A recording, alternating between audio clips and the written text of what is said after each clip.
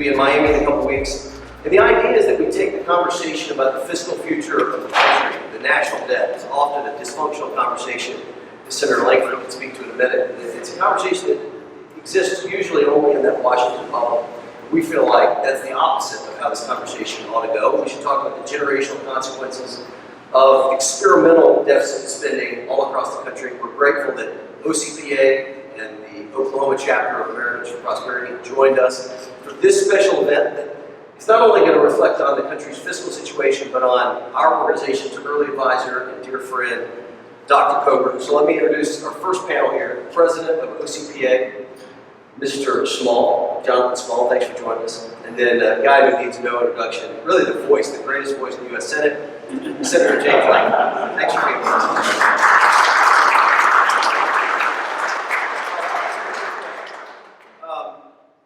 Last year, we all, across party lines, agreed that we had to go to extraordinary measures, given the pandemic, to spend some money that we didn't have, because we really were in unknown circumstances. And I think we met at the water's edge, Republican and Democrat, to make that decision, both in Washington and across the country. Now it's 2021. The economy weathered the storm amazingly well.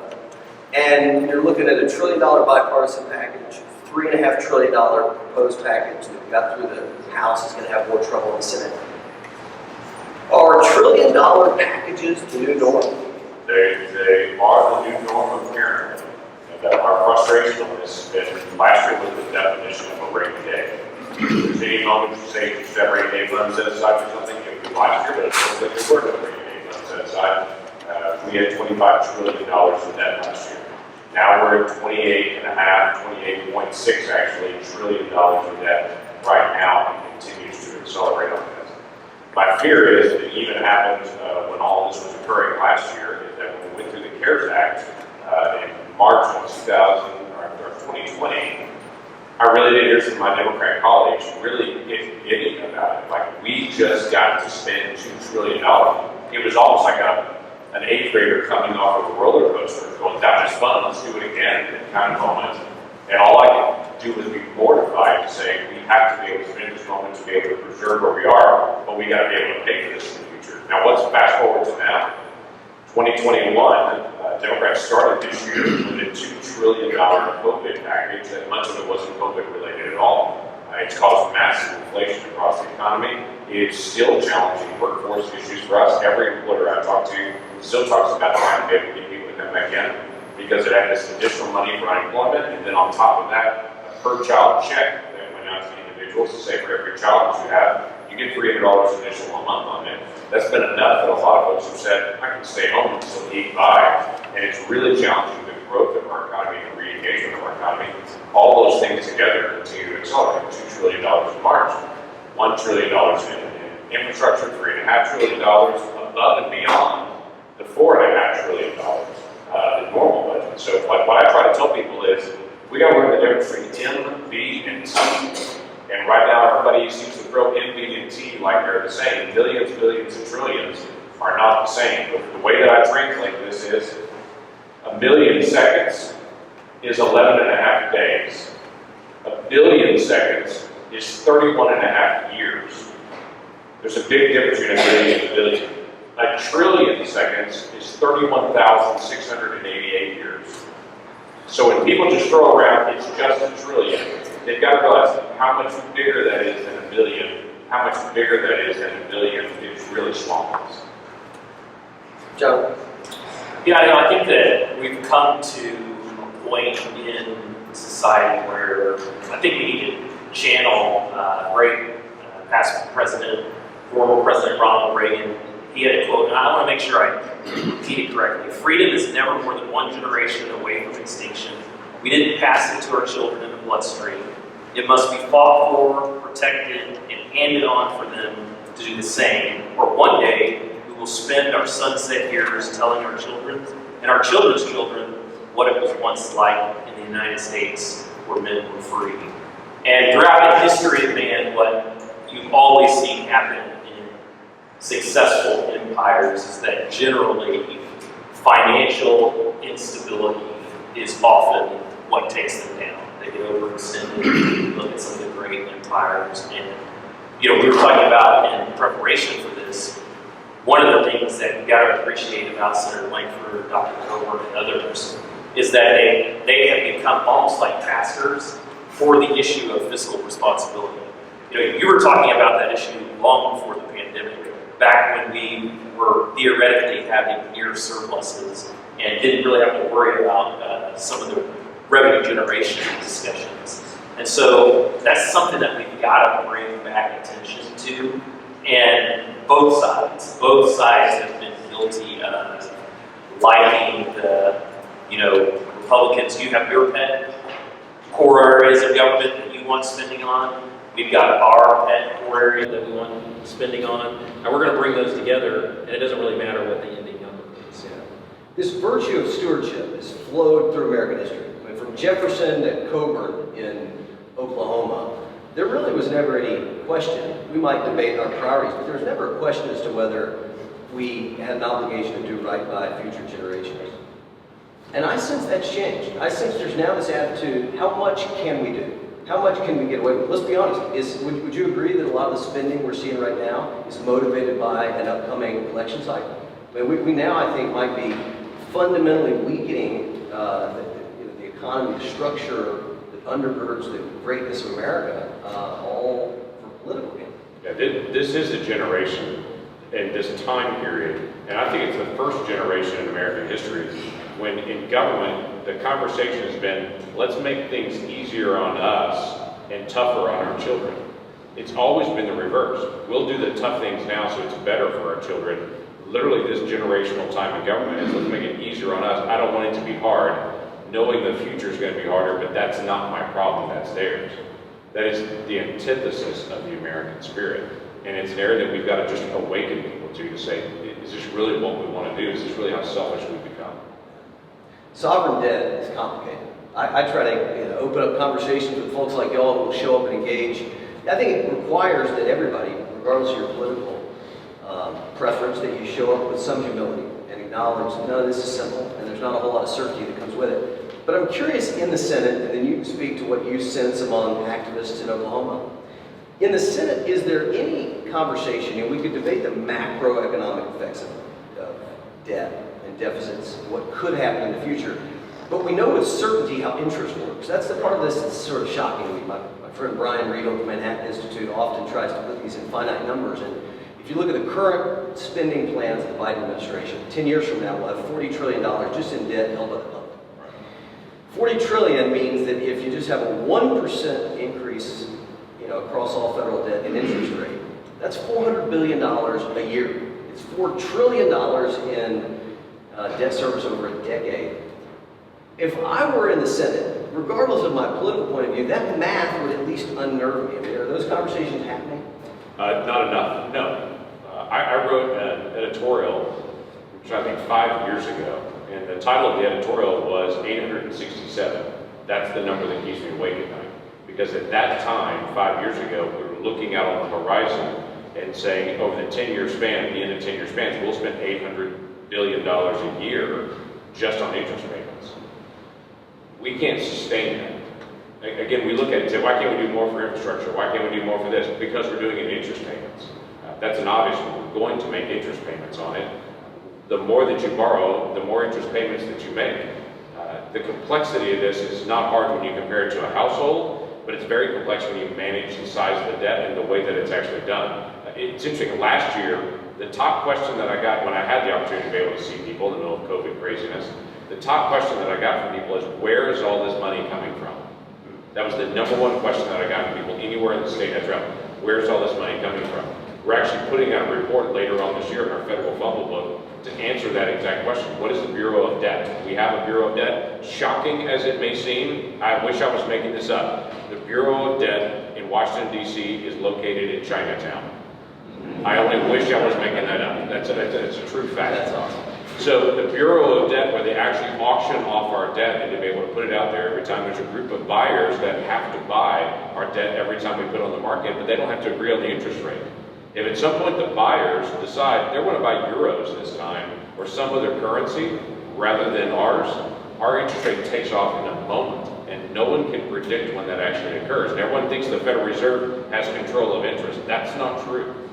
They may have control of interest of what's happening right now on home loans and other things like that, but our sovereign debt, there's not that same kind of management. It could literally skyrocket at any moment. We're literally gambling our future based on our economy will be better than Europe's or some other economy. If at some point some other nation gets their act together before we do, our economy just collapses because theirs will be more beneficial to invest in. Yeah, it's heavy stuff, but how do you talk about this when, for example, in the state of Oklahoma, balanced budget brings with it forcing mechanism? And it's complicated, but the interest side of this I find is interesting when you break it down, even to people who come from the political left, because they begin to realize there's a very plausible scenario in my lifetime, your lifetime, in the next couple decades where there's a crowding out effect in the federal budget, and those who want the government to solve all problems will realize, if anything, the government's going to be doing less because so much of the pie is going to be taken up with interest payments. No, you bring up a really good point, and one of the things that I think is important for people to remember is that runaway inflation, crazy interest rates, they hurt the most vulnerable the most. You know, we're often hearing from people that advocate for more spending. Generally, they're talking about people we feel like, or some people feel like, need more government services. When you have runaway inflation and runaway interest payments, the people that are hurt the most are the poor and lower and middle classes. The wealthy aren't the ones that are going to pay the price for that. The wealthy can adjust to significant rises in inflation for basic goods. The average voter for Senator Lankford in Oklahoma, they can't just change the way their family budget works because groceries and other staples have now become exorbitantly high because, as he said, now we've got to sell our debt at a much higher interest rate than what we were doing yesterday. Long term, and I say long term even in the mechanics of the U.S. Senate, what is your hopefulness that there can be a bipartisan effort? I think some of it has to begin at a very personal level where trust is developed and we recognize we are in these things together. For example, I find it interesting that if you talk to a liberal or a conservative in 2021 about whether they want to protect Medicare, it's an obvious yes.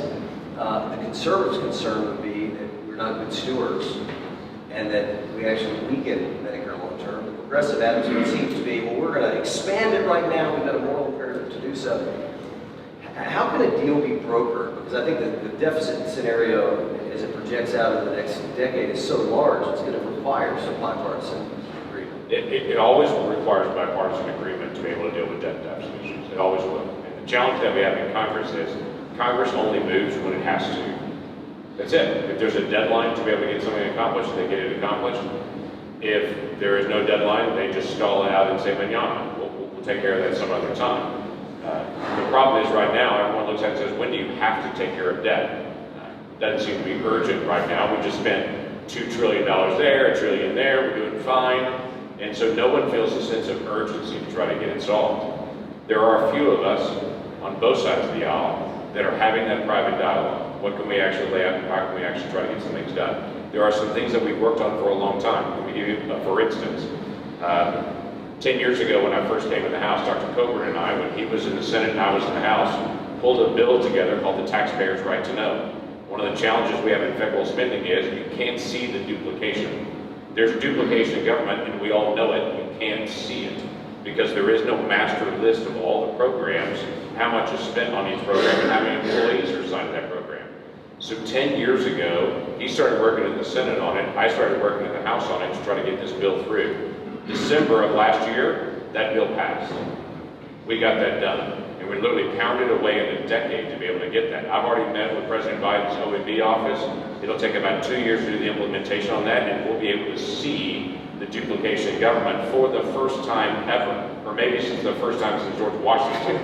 Okay? So we'll be able to see that. That's one of those steps that's happening behind the scenes where we're starting to be able to steer us to say we can be ready for that moment to be able to take this on. I have a bill that ends government shutdowns. We fight over budget issues every time we get to a government shutdown time period.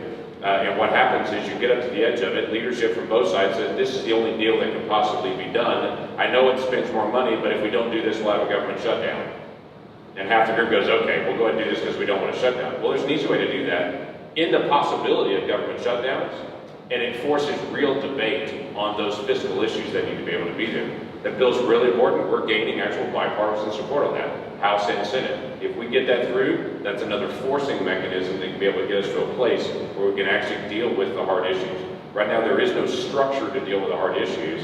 We've got to build that structure and the information base behind it to be able to say, look at all this duplication in government. Look at all these issues. Here's the moment to be able to have the fight, and let's have it right now. We'll wrap up with this, and I'd like to hear both of your perspectives.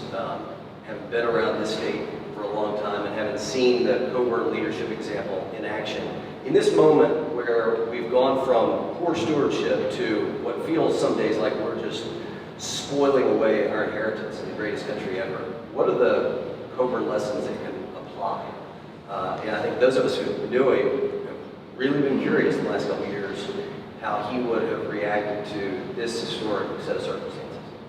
You're going to take that first? I'll jump back. I think when I think of people who are channeling, obviously at the federal level, I mean, I'm sitting next to the guy that's been willing to champion, I talked about being that pastor for fiscal responsibility.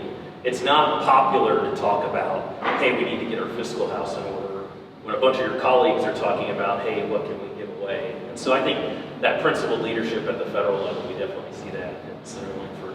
I think at the state level, Senate Pro Tem Greg Treat has championed savings, and he's been willing to stand up for making sure that Oklahoma's budget is balanced and that we don't overspend. And so I think that he has, and the governor and others have been willing to say, hey, we're going to curtail future spending and put money aside for savings. And we've seen what that's done in Oklahoma in just the last 2 recessions. And so I think willing to not give up, to speak about fiscally responsible issues, channels Dr. Coburn. And then I think taking principled stands, like I've said, like we've seen Senator Treat and Governor Stitt do, regardless of the threats that you get from various special interest groups.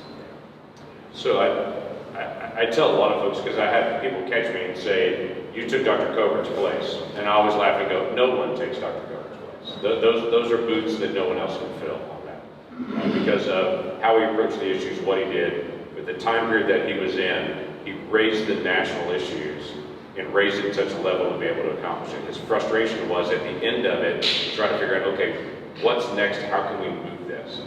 Because his focus wasn't to get on TV. His focus was to be effective.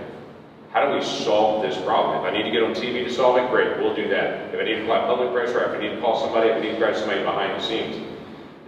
Most people that didn't know him didn't know how much time he spent on the other side of the aisle talking to people, developing relationships, getting to know people, and getting to say, don't you understand? He was the consummate teacher. And you talked about being the pastor on that. He was always giving the invitation, and so am I. Just not many people are walking the aisle. So it is the challenge. It was always trying to teach and educate. That's a big gap that we're missing right now, is the education portion of it, because so many people have just said, we talked about it for a long time, it doesn't matter. The economy is still growing. My paycheck is going up. Everything's fine. And as long as people have this perception, my paycheck's okay, there's more jobs that are out there, why are you saying that there's a problem with debt? It doesn't look like it. So the education, this kind of conversation is really important. The education that I had in just chatting with other members of the Senate to say, hey, let's talk about where we're going. Where does this end? I think is very important. We put out a federal fumble book every year right around Thanksgiving to be able to say, okay, where are the areas of inefficiency and of waste, to just continue to be able to push out to agencies and to say, hey, we're watching.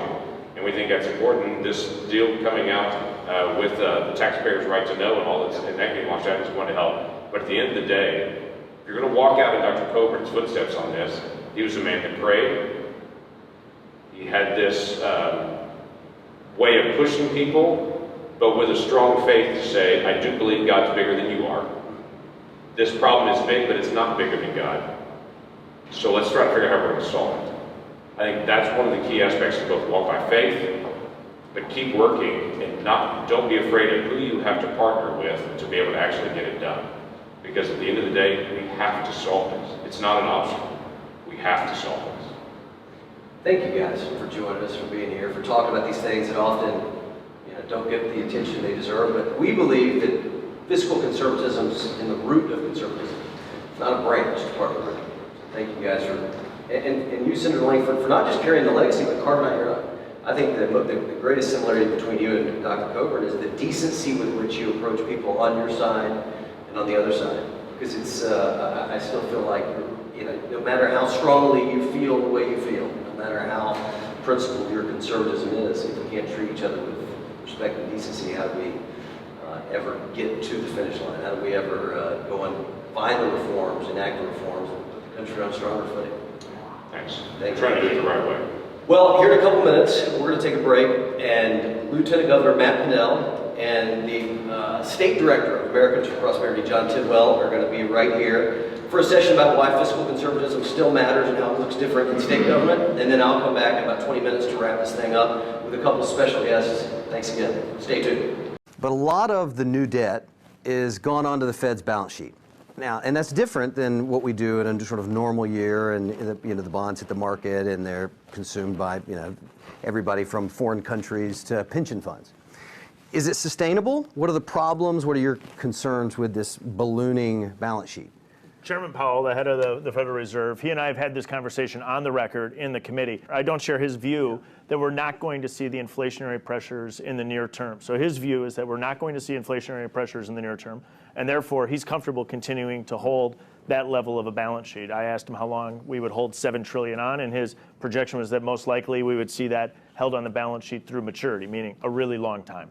My broader view is that I hold real concerns that we're going to enter an inflationary period sooner than the Fed is projecting, and that is more pressure as to why we have to properly address the level of spending that we're seeing in D.C. China is our adversary, whether there's political disagreement there or not. I think common sense should prevail, and they're not a friend long term if we're having these generational conversations. I think they're aware that the dollar, its reserve currency status is actually even a national security asset, isn't it? Yeah. And you talked earlier about, earlier today, we were having a conversation about their awareness, China's awareness of the potentials of digital currencies. How do these intersect? I mean, how do cryptocurrencies intersect in these conversations about the fiscal future of the country? Well, if you look, 1,000 years ago, the Chinese invented paper currency, and today they're trying to dominate digital currency with the digital yuan. And if you kind of start to dig into this, I mean, I would go so far as to say their explicit goal is to not only de-dollarize their own economy, but basically undermine the dollar's role as the global reserve currency. And that takes away one of our biggest weapons or tools in our kit, right? When we try and prevent North Korea from getting a nuclear weapon or Iran from getting a nuclear weapon, we use that in order to apply economic pressure against them, right? It's just one of the most useful tools in our kit. So you take that away and you fundamentally take America down a couple notches in terms of our leadership of the free world. But I think it's actually deeper than that. I think if you sort of dig in to what they're doing with digital currency, you realize that this is a means to the end of total control by the Chinese Communist Party, right? It's like a way to turbocharge what they're doing with tracking people on Xi Jinping thought on their app, right? Tracking every aspect of your life and adopting a model of total techno-totalitarian control. So the more you dig into this and debt, you realize we're not talking about a difference of tactics or dollars here, dollars there. We're talking about a fundamentally different vision for the future of the world. We're talking about a clash of values, ultimately, in this debate, I think. Well, thank you, guys. I think we're back live on YouTube now. I appreciate everybody being here. My name is John Tidwell. I'm the State Director of Americans for Prosperity here in Oklahoma. And we're really honored to be joined by our good friend, Lieutenant Governor Matt Pinnell. Matt serves as the 17th Lieutenant Governor for the state of Oklahoma. He's also the Secretary of Tourism. I've got a good introduction. Secretary of Tourism, Wildlife and State Heritage, as well as serving on the Executive Committee for the Commerce Department. This is like old home week for us. Yeah. So let's all please welcome Lieutenant Governor Matt Pinnell.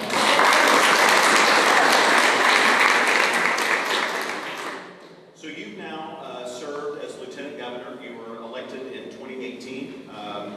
You and Governor Stitt have run on this top 10 state idea. It is something that has truly driven, both from a legislative standpoint and just culturally and from a larger perspective, where we are going as a state. And many times I think people look at some of the different things from a legislative standpoint, and they're sometimes a little bit curious as to why there's a focus on one thing or another. My response to that is always, it's a top 10 state. If it works for that purpose, then it's something that's going to definitely be on the radar screen. How has that worked for?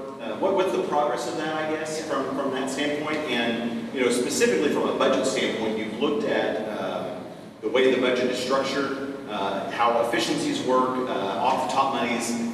Kind of give us that progress report from the state budget standpoint. Well, this top 10 state theme, and that was something that Governor Stitt talked a lot about when he was running for office. It wasn't just a slogan. This was something that truly a vision casting that the governor, and now as his lieutenant governor, we're taking across state agencies. And that really is a key when it comes to being a good steward of taxpayer dollars at a state level. To be a top 10 state, we have to be a much better steward of those dollars. Historically, you can look at any state in the country. There are times when you do it well, and there's times when you don't do it so well. And most of the time it comes down to leaders at a state level or at a federal level, like the Dr. Coburn, who raise their hand up in the air and say, no, I don't think we're going to spend money there. Right?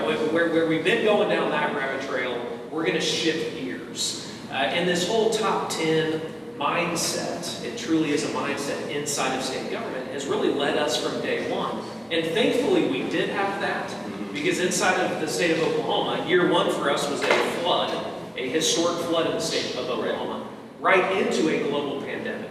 And if you didn't have a vision, if a governor or an executive branch did not have a vision that they were working with state agencies on, over 200 in the state of Oklahoma, then we could have gone down a really dark road. Yeah. It used to be, back in the day, when there was a budget crunch, it was the governor and leadership in the Capitol would just say, okay, we're going to take 1%, we're going to take 4%, we're going to take 5% off the top, and they would turn around and give it to the bureaucracy and say, okay, you all make the decision. But it doesn't work that way. How has that changed, and why has that changed? Yeah, so Kevin and I were both in the private sector before we got elected to office. Kevin, a much larger business than my business, but we were both business owners.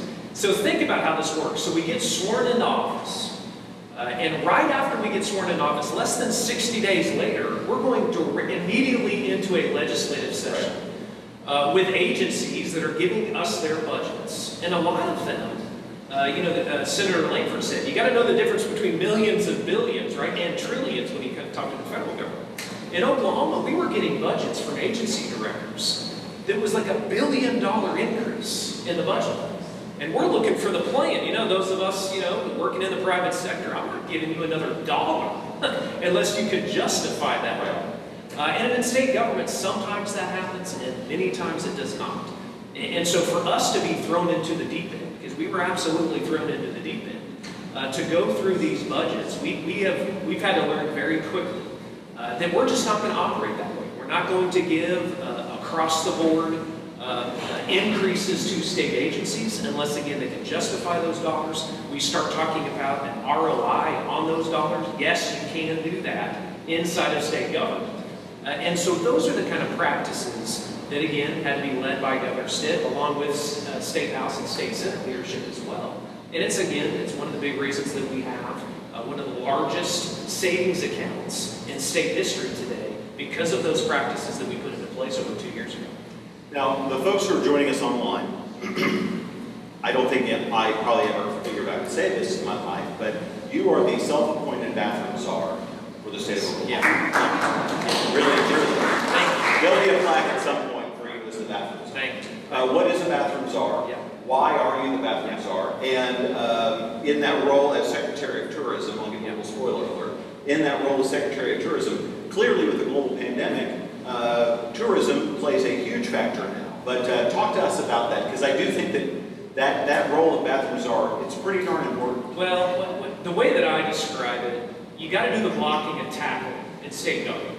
I think we focus way too much time and energy on a shiny object here or there, or an incentive here or there, and we don't do the blocking and tackling inside of state government that we need to be doing. And some of that is public restrooms, for goodness sakes, which doesn't cost a whole lot of money, but certainly makes a very negative first impression to anyone visiting a state, which doesn't then help us lead us to other conversations that we want to have with anybody visiting this town right here today. With that conversation that we want to have with them about how great of a state this is to do business, to retire in. But it's very difficult for us to have that conversation with a tourist or a business owner if we're not doing the blocking and tackling in a state.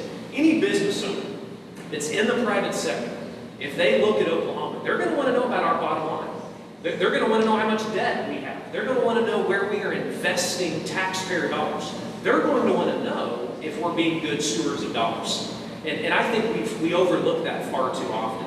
And so what's been really great to see when I go around the state and jokingly say that the public restrooms are a mistake, I get a lot of business owners coming up to me after and say, hey, you're focusing on those small things that make a big difference. And if we do that as a state, I think we will then be given more responsibility over the bigger things. And that's certainly the case now inside the state as we get out of this global pandemic. You mentioned your background as a business owner. You and your wife own a baby product business. Obviously, Governor Stitt has a background in the private sector. Those experiences, those life experiences for both of you, you have both brought, neither one of you served in elected office before, but you brought those experiences to your jobs now. How has that changed the mindset, not just for the way folks, not just for the bureaucrats and the way the system works, but that sort of top-down approach in just in general and under the dome? Yeah, the word that I've heard used inside of state government more than any other word is silos. Everything's siloed off. Everybody has their own little kingdom, in their little agency, and their agency doesn't talk to this agency, which is a huge problem inside of state government. You would never operate that way in the private sector. We certainly didn't with our business. There was no silos. It was a business. You had certainly different divisions, and the governor certainly did, operating in almost every state in the country. But we were operating that way inside of state government. There's a reason why ghost employees is a thing. We have amazing state employees in Oklahoma, but we also had to go into every government agency and see where efficiencies were and where they were not. And I would say when it came to the private businesses practices that we were able to bring inside of state government, staffing was one of the things. And again, I've learned a whole lot from this governor and a lot of the other folks that he's brought into state government that have run companies. From a staffing perspective, in identifying staff that we can promote, because this was a huge deal for us when the global pandemic hit. For us to have already had identified, because we had a good year and a half to do this, for us to identify again the cream of the crop, the good employees that were in it for the right reasons, again, that knew how to be a good steward of taxpayer dollars, they were immediately promoted and put into different agencies across the state of Oklahoma during that global pandemic. We wouldn't have been able to do that, again, if we hadn't cast that vision from day one. So clearly, as we come out of the pandemic, God willing, as we come out of this pandemic and things continue to rebound, there's a lot going on in Washington, as we heard the discussion already today. What in your mind, what can the federal government learn from what we've done in Oklahoma? And specifically, I cannot have the opportunity to go by to not talk about infrastructure, to talk about reconciliation, what's going on in Washington. We have an 8-year plan for roads and bridges in this state that's been great. And it's a plan that Joe Biden probably has never heard of in his life and never really given to whatever about. That's right. I'm sorry, I almost said that. Clearly that has worked well in Oklahoma. They don't want to acknowledge that it does, but there's a lot that has gone well in Oklahoma that the federal government and the administration doesn't want to look at. And what's your response to that, and how do you see that? Well, the easy answer is in Oklahoma we got a balanced budget, right? We're forced, and I would use the word forced. We're forced to balance that budget. We don't leave that state capital every year until we get that done. I certainly wish we kept those members in Washington, D.C. because a lot of them want to get home as quickly as possible, right? So I feel like that might be something to be able to use against them from time to time. The amount of waste, fraud, and abuse that happens up there, it's unbelievable. And it's why you see the polling numbers the way that they are with the trust that taxpayers have in this country when it comes to state or federal government.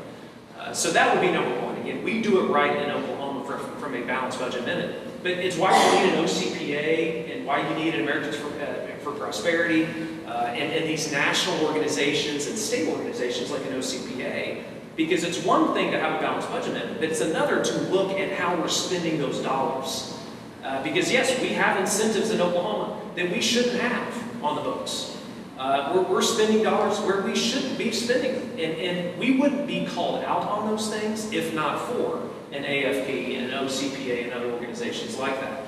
And so it's extremely helpful to be looking underneath the hood, right. Not just, okay, hey, we got a balanced budget, we check that box and we can move on. It's a whole lot bigger than that. But to your point, that was the other thing that I was going to mention. We have 8-year plans. Imagine that. Right. When it comes to infrastructure inside the state of Oklahoma. Now, we don't want to raid that fund. Sometimes that happens from state to state. But ODOT is a perfect example. It certainly needs to be accountability there, but we have an 8-year plan. We know where we want to be. We cast that vision when it comes to our infrastructure in the state. That's why it's really been improved. We're top 10 in bridges.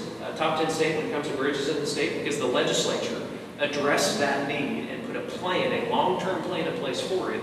And now you can wake up 8 to 10 years later and have those issues fixed. You can actually do it if you put a plan in place, a long-term plan, and be a good steward of those dollars. Obviously, most of the folks here knew Dr. Coburn, had interacted with Dr. Coburn, had put a sign in their yard. Dr. Coburn meant a tremendous amount to a lot of the folks who are here and a lot of the folks who are watching online. To you, what is Dr. Coburn's legacy? What does that mean to you, and how do you help carry that forward every day? Yeah, well, he was a disciplined conservative. If you have not read Breach of Trust, one of his books, you got to read Breach of Trust. Because he outlines in that book what I've seen. You know, I've crisscrossed this country in my political career working for candidates, and none better than Tom Coburn. But he was disciplined in that he was the same man getting on that airplane, going to Washington, D.C., and coming back to Oklahoma. Unfortunately, in this state, or at a federal level, you have a lot of individuals that go to Oklahoma City or go to Washington, D.C., and they come back a different person. Tom was never that guy. He was always extremely disciplined in what he believed, and I really respected him for so many reasons, but that was really at the top of my list. I always knew when Tom always knew what he believed in. He always had a true north. And when you give someone power, any party, regardless of political party, you give someone power, then you really truly see what kind of man or woman that they are. And we really, we saw the true person that Tom Coburn was. The second piece that I have to mention is because I think he would be so proud of an organization like this. He was so passionate about telling that next generation about this national debt that we have and being a good steward of taxpayer dollars, whether at a local level, a state level, or a federal level. One of the last times that I saw Tom Coburn is when we were both speaking to a group in Tulsa, about 100 college kids over the summer. And I'll never forget it. I will absolutely never forget it. And this was towards the end. And he was there because it meant that much to him. And so for those in this room, for those watching online, thank you. And I know Tom would be thanking you as well, because this really was his passion, was making sure that the next generation was kind of taking that torch and running with it.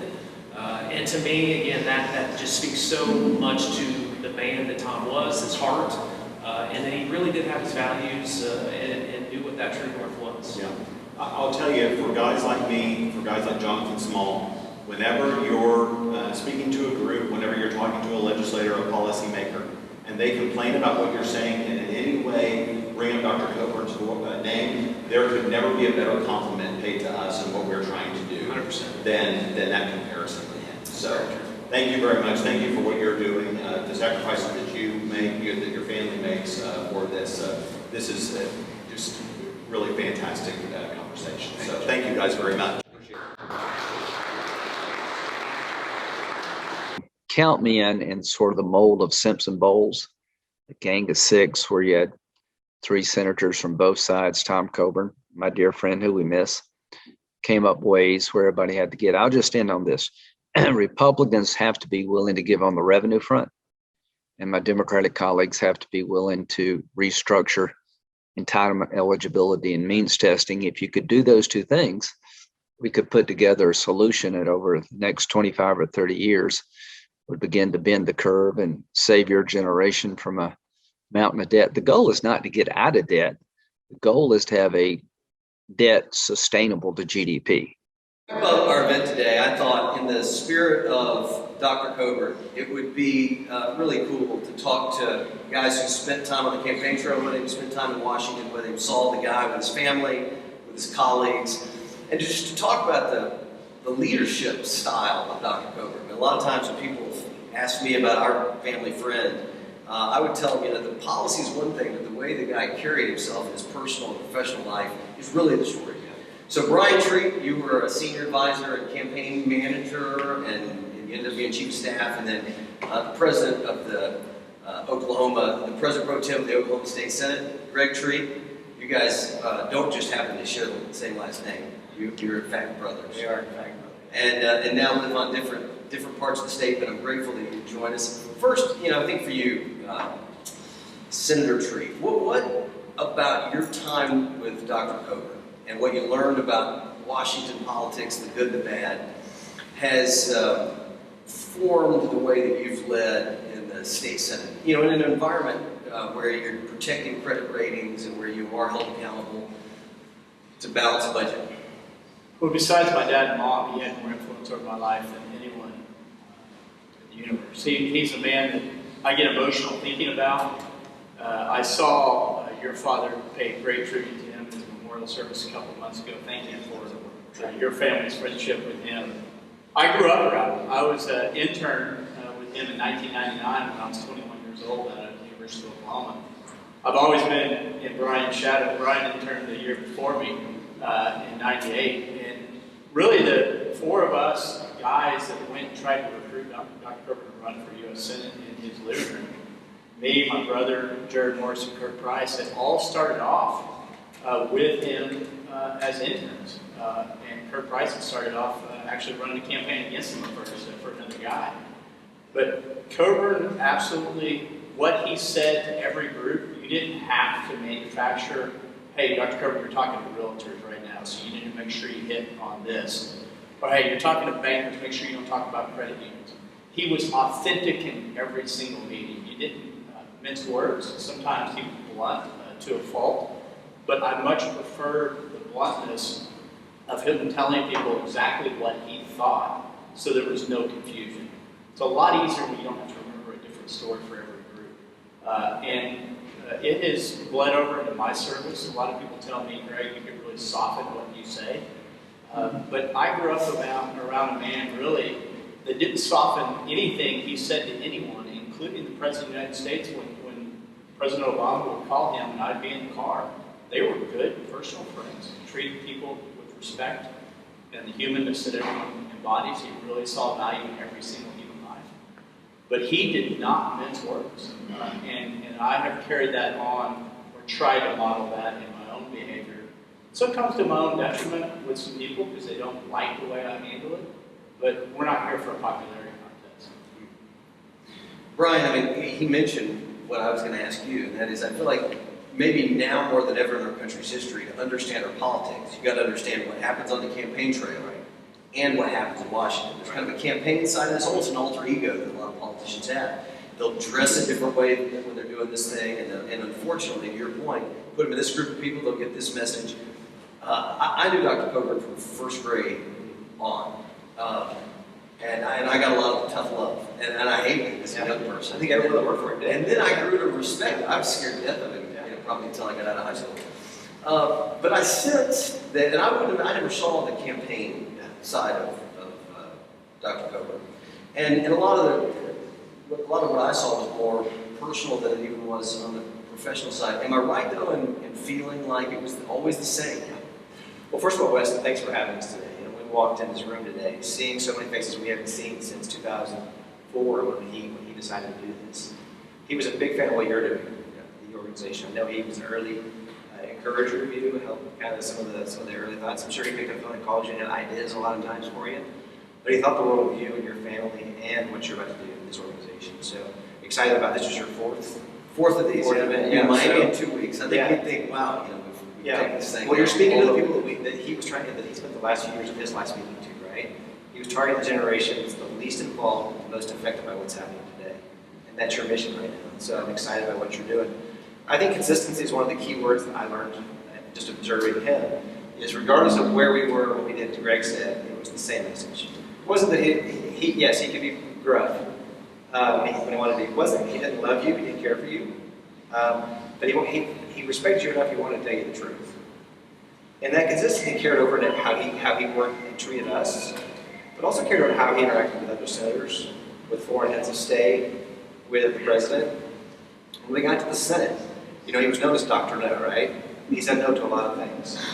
I think the two things that are missing that. One is he was also Dr. K-N-O-W, right? He knew a lot. He studied a lot. He beat us all to the office. He was there studying and learning. He wanted to know more than anyone else in the room, so that's a big thing. But beyond that, though, he didn't want to keep people guessing, right? He had 99 colleagues he had to work with. And so as soon as we got there, he sent around each one a personal letter telling them exactly the things that he would object to as a senator, using his rights as a senator. So every one of them, at the start of every Congress, got the same letter saying, hey, if you want to pass legislation by getting this consent meeting, there'll be no votes, right? This is a fast-track part of the U.S. Senate.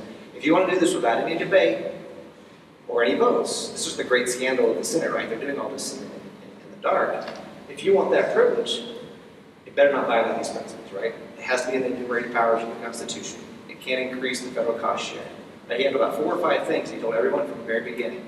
So that when we sat down in the room to negotiate, there was no guessing, right? And the joke that came around the Senate was that he was the minority leader of the minority party, right? Because you didn't call Trent Lott or Mitch McConnell at first, you called Tom Coburn because you knew he was going to object. And so you said, well, what do you need, right? What are we going to do here? Of course, he didn't have anything he wanted. Personally, it wasn't like he was saying, hey, I need this project for my district. That was the antithesis. What he did want was it to be in the enumerated powers, right? Is it constitutional? Are we increasing the federal cost share? Those kinds of things, right? So they negotiated with him first and foremost. And this is the part of the story we don't tell well enough. Because we look at that, and even he in his later years would say, well, I don't know if I had any impact, right? That was his humility talking. He had a huge impact because when anyone wanted to pass legislation, they called him first. So everything had his fingerprints on it. But that consistency was the thing that underlined all of it. I think, and I'm curious how this affects your service, there's probably nothing, if you want to understand the freedom with which he lived his political life, I think you have to understand how loosely he held it from 1995 when he was sworn in.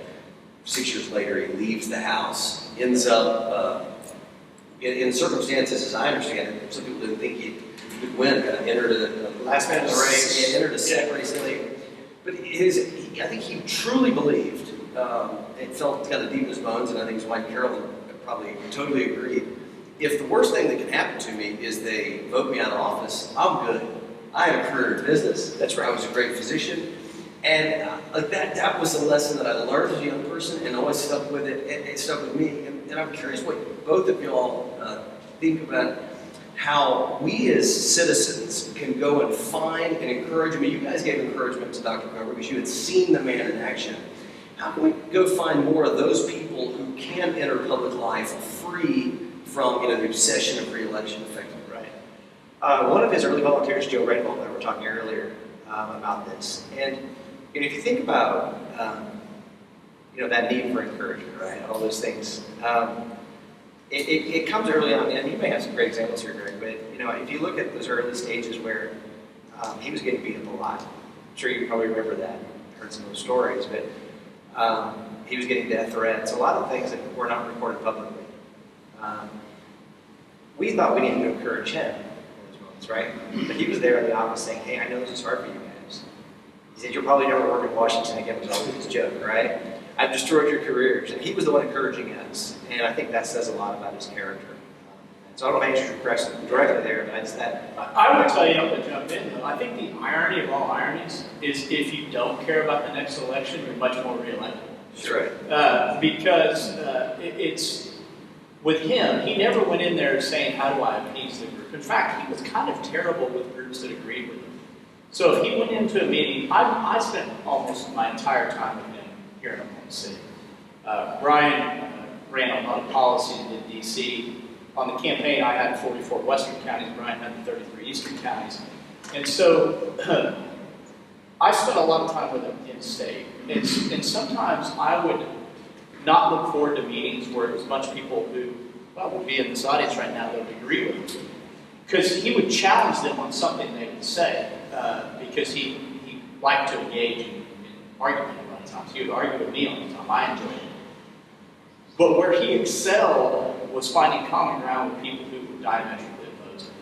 I remember having a group from Greenpeace and some other groups like that into the Oklahoma City office, and I was not looking forward to that meeting at all.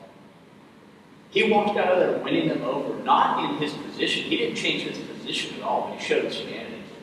And he showed them that he respected them as human beings. His dignity, people talk about social issues and some people will get away from him, but he was very pro-life. But it wasn't just pro-life in the womb, it was pro-life in that he thought you had worth in God's eyes, and therefore you had worth to him. And so he invested in relationships at all times. He did not like the attention, and when I was on the campaign trail, Brian and I were talking a little bit this week. We were in Stillwater, and there was a former congressman from Oklahoma who has a lot of buildings named after him on campus. And I told Dr. Coburn jokingly, I said, Dr. Coburn, hey, one day you're going to have your name on all these buildings. He goes, no, I won't. And I said, well, what if I do it after you pass away? Just joking with me. He goes, I will come back and haunt you. And so I'm afraid to do anything. I would never name anything on the top row. Yeah, that's so true. He was so selfless. Yeah. We had a similar situation in the Washington office. It was when he and your dad were serving in the House together, and one of the publications named him the Maverick. And they sent over a framed copy of the magazine cover with his photo on it. And we as a staff thought, wow, that'd be nice to hang in the office for, I didn't know him well yet. And, here his picture's this big, right on the wall. It says Tom Coburn, Maverick, Oklahoma. And we knew enough not to hang it in the front lobby, right? But we hung it back in the private staff area. Well, he walked in. It was the first time I ever saw him lose his cool. And he started yelling at us. And I'm fairly new to the office. I'm scared to death. And he's like, the thing I remember that still thunders in my mind to this day is he said, it's not about me, right? It's not about me. And that was throughout his time. It was never about him.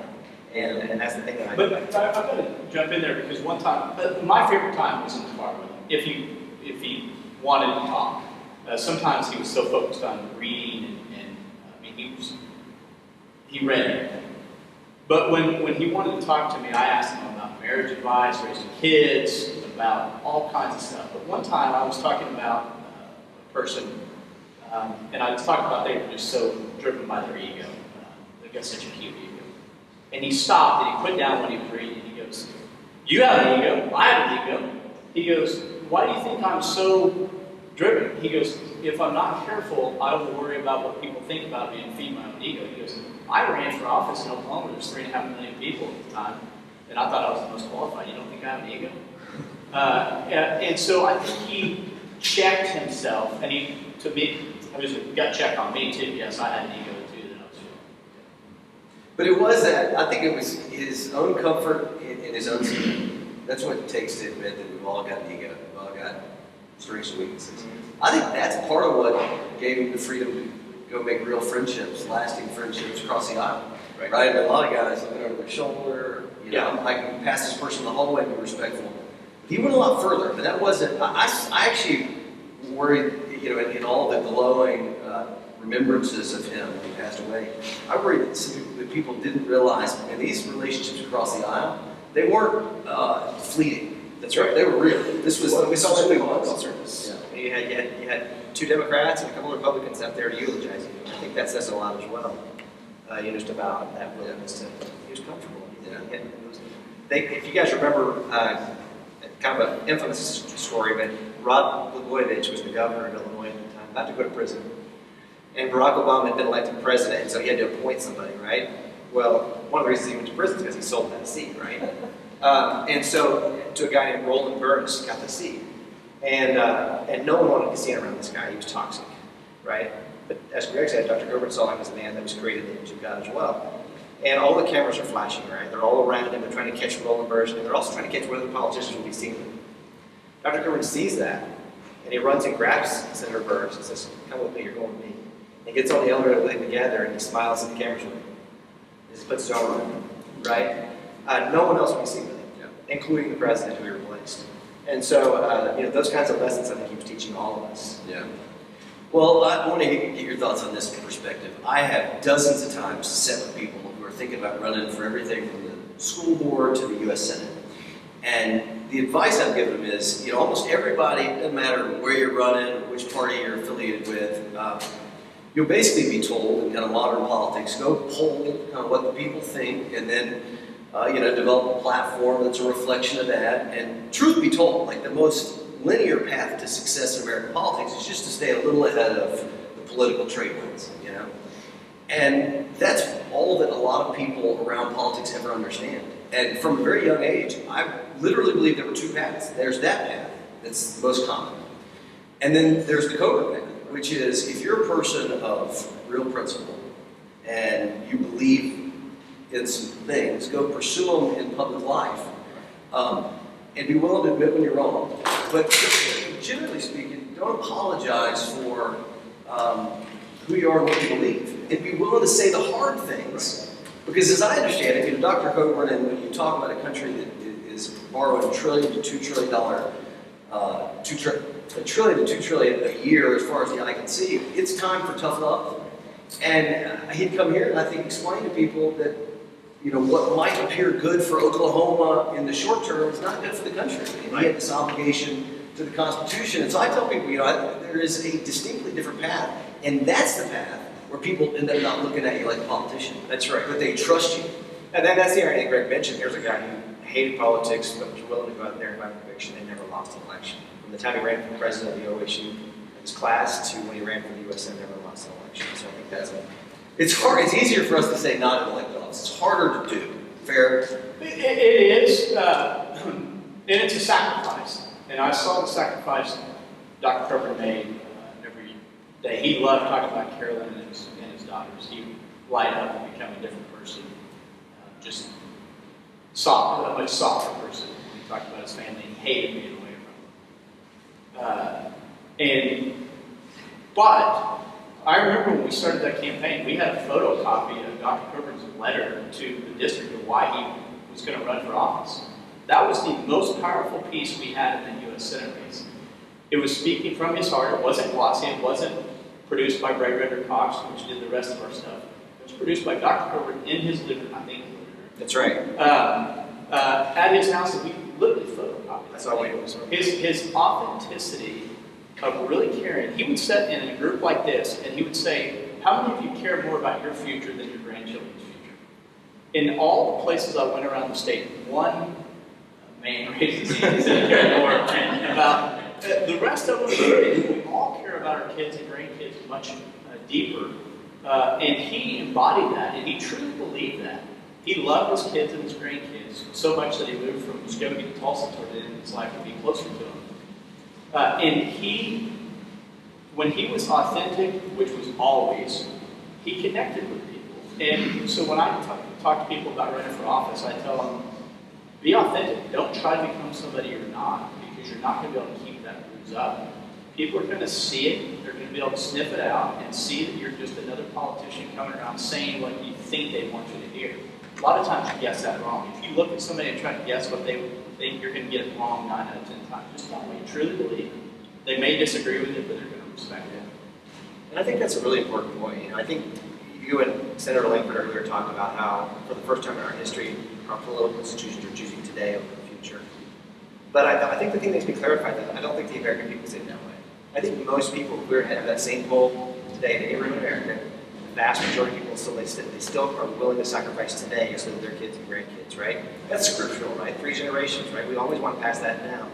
So I think there's this chasm between our elected leaders, a lot of them, and the American people. And I think that we're yearning for people like Greg and others to come along who can speak with that office and say, hey, this is the tough medicine we take today, so that tomorrow we can still have this experiment, right? This ability to pass on the freedoms that we all enjoy. Yeah. So I don't know you very well, but you've done in your own personal life a very Coburn-esque thing, that you left Washington and you came back here and became a small business owner. Right? And I'm just curious, having seen Washington from the front row, and really maybe the best front row, what is it like? What have you learned about our country? What have you learned about Congress as a small business owner in a small town in Oklahoma?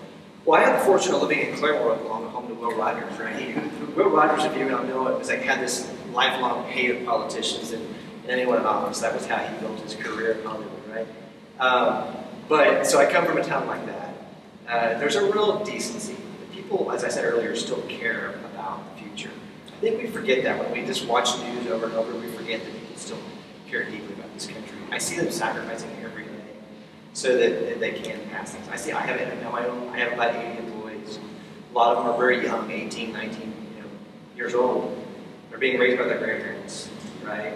They're struggling with a lot of things that, frankly, I didn't have to deal with.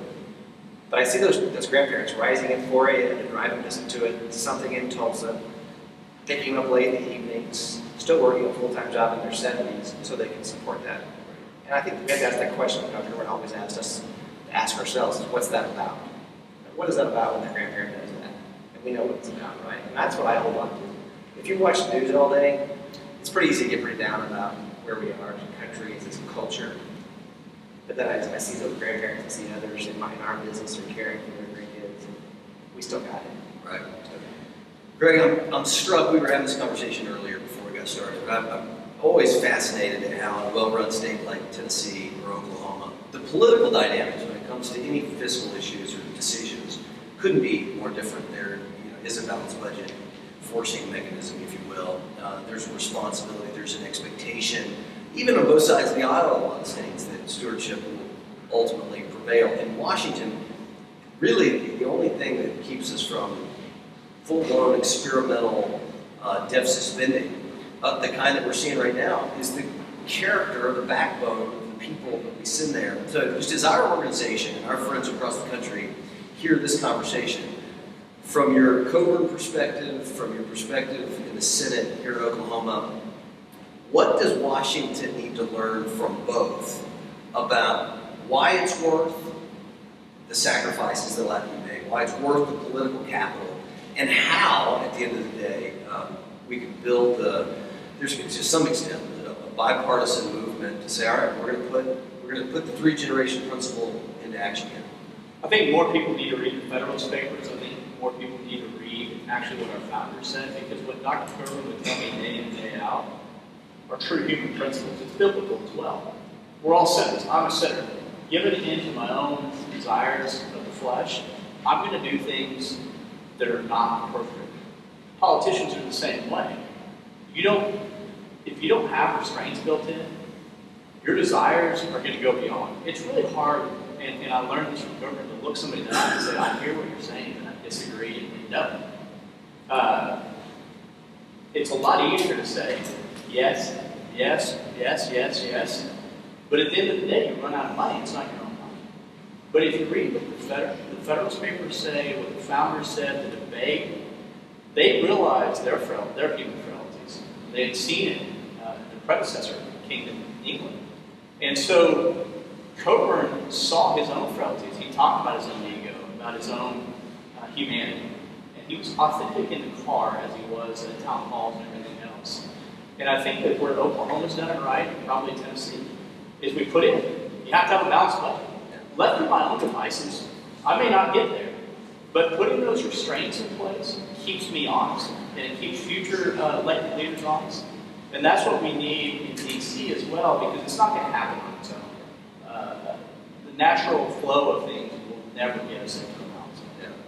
Not to mention, if you're willing to go back to the Federalist Papers, you realize it wasn't old-fashioned that we were a union of states.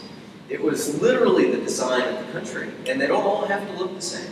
At the very first of these Stewardship Series events, I was talking to Chip Roy in Texas, and he said, what we really need, he believes the path to even political decency and peace in America is that we allow Oklahoma to be Oklahoma, and California to be California, and Tennessee to be Tennessee. But what you see in Washington this week, a $3.5 trillion kind of transformational package, is that Washington is the one-size-fits-all answer for everything. That's right.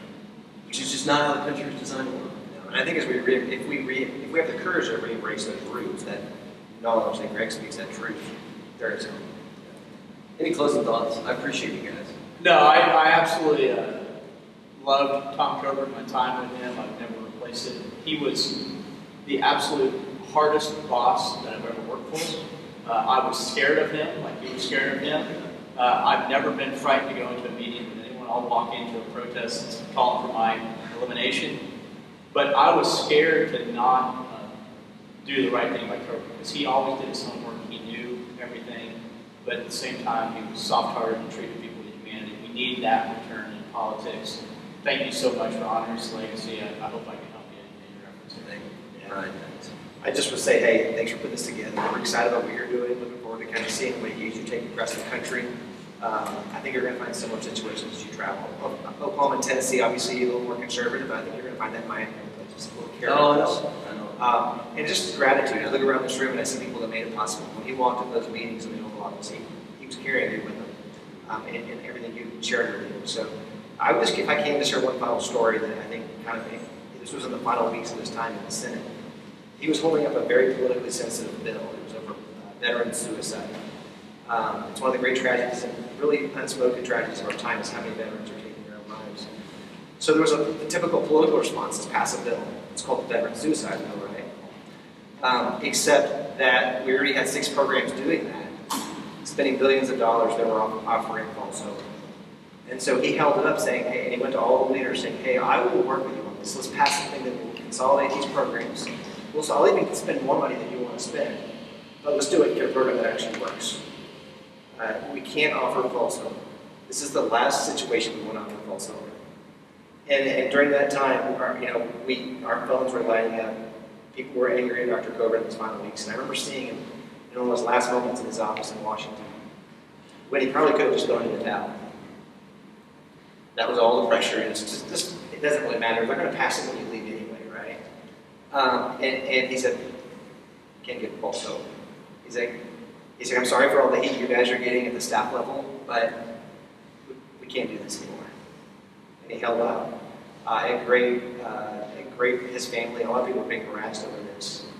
The issue was the right one, but it was the same political response. And I think that the more we have elected leaders that are willing to say, hey, I don't care about my own future, I care about the country's. And as you're talking to young Americans across the country, I hope that's a message you're delivering very much in the Tom Coburn spirit, because if he were here today, that's what he'd be sharing. Well, thank you guys. We're going to wrap the event up with a statement. Obviously, this week, in late August of 2021, Congress did pass, the House passed at least. It'll face some friction in the Senate, the $3.5 trillion human infrastructure package. And so Congresswoman Stephanie Bice couldn't be with us, but she sent a video that we will play for our live stream audience to wrap this thing up. Thanks for joining us. I'm so pleased to be speaking with you today, and I'm sorry I couldn't make the meeting in person. But we've been voting on outrageous spending packages and discussing the mess in Afghanistan here in D.C. What we're voting on this week. 2 weeks ago, Senate Democrats passed a $1 trillion infrastructure package. Then, in the cover of the wee hours of the morning, passed a budget resolution calling for $3.5 trillion more in spending. It's outrageous.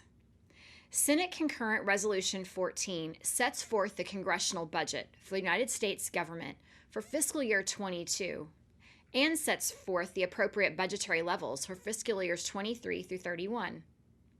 It was not marked up by either chamber, nor has the House Budget Committee held a markup on any budget resolution this Congress. Written entirely in a back room in the Senate, this resolution is inherently partisan and a radical resolution that is being brought to the floor by Speaker Pelosi simply to trigger reconciliation legislation, which can be passed with a simple majority in both chambers. It's meant to pave the way for passage of a laundry list of progressive priorities and handouts under the theory that the best solution to any problem is to throw money at it. Passing a reconciliation package earlier this year, Democrats have already spent $1.9 trillion, and they're now seeking to spend an additional $3.5 trillion on more of their progressive priorities and harming Americans' economy. The United States is already seeing inflationary effects from out-of-control government spending. Unfortunately, rather than getting spending under control, Democrats are poised to now spend trillions of dollars more. If Democrats successfully enact their desired reconciliation bill into law, the total increase in spending would be $5.4 trillion, which is more than all federal spending in 2019. This is on top of the $4 trillion in coronavirus emergency relief spending in 2020, along with all the other normal mandatory and discretionary spending, nearly all of which must be borrowed. This legislation does nothing to address the $28 trillion national debt, instead adding another $17 trillion to it. It raises taxes and costs on American families earning under $400,000.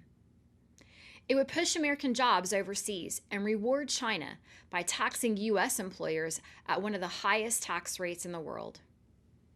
The budget drops military funding to the lowest levels as a percentage of the economy in over 80 years.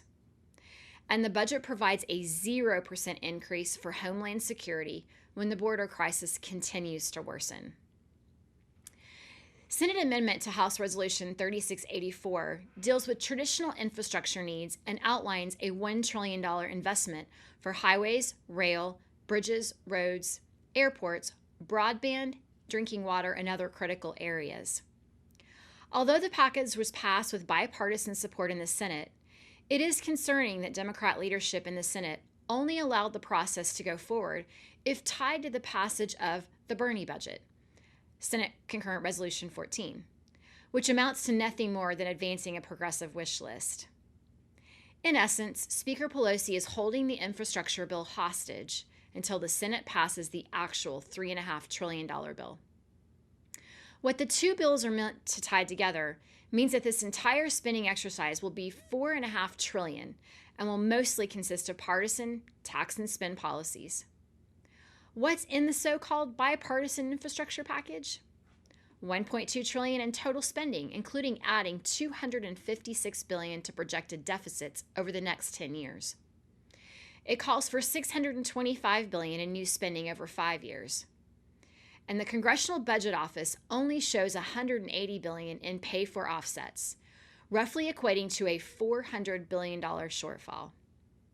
It includes $66 billion for rails and $91.2 billion for transit. This comes after transit already received $70 billion in COVID relief last year. It also includes $7.5 billion for electric vehicle charging stations and $70 billion in investments for transmission and battery storage. Nothing in this bill addresses the National Environmental Policy Act, the overly lengthy and costly project review process. Without reforms to NEPA, much-needed improvements to our roads, bridges, and highways will continue to be delayed and weighed down in bureaucratic red tape. This infrastructure package is a Trojan horse. Pelosi continues to insist she will only bring the infrastructure bill once the Democrats pass the $3.5 trillion tax and spend bill. I'm very concerned for our country and the amount of debt we're amassing. Some of it was necessary. We could not have predicted this COVID outbreak, and it is my duty to help Americans in need, especially during a time of crisis. But for too long, the federal government has been spending and borrowing far more than it should.